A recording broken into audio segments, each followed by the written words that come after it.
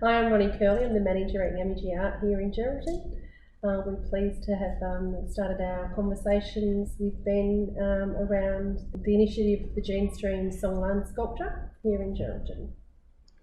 The initial concept was something that came from Auntie Ollie, or Auntie Carol Peterson, back in 2017. She said to me, we need some kind of public art program for Australia.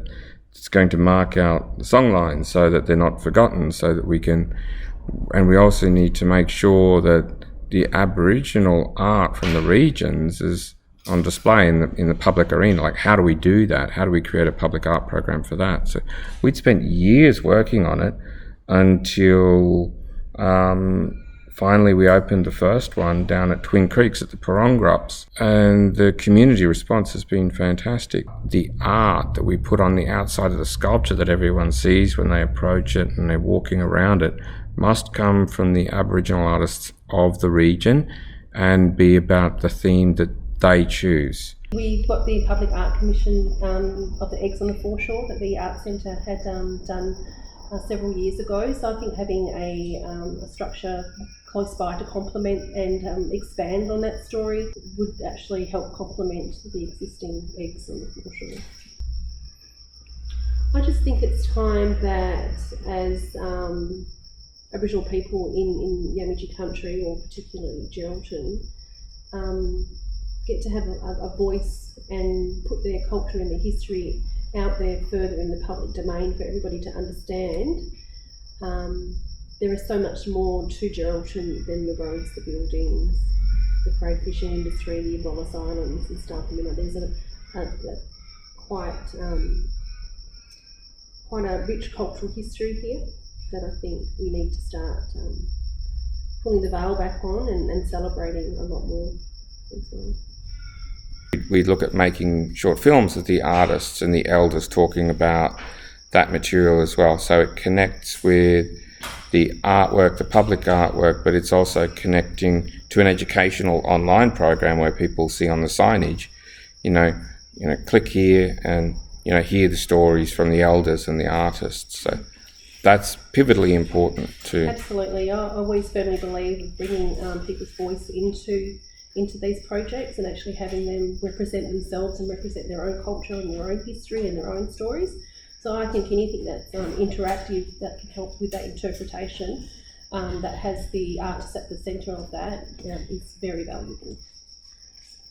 So for the project, we're looking for the 15 artworks, and then those themes come from the artists and the elders as they choose to how they want to share those stories, and then we put all of that together in a mural artwork, as we've done. We've put it one in the visitors centre at Mount Magnet, which has all of that interpretive material as well, so people can have access to all of that.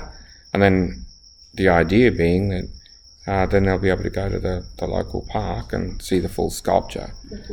And Auntie Carol was saying, that model,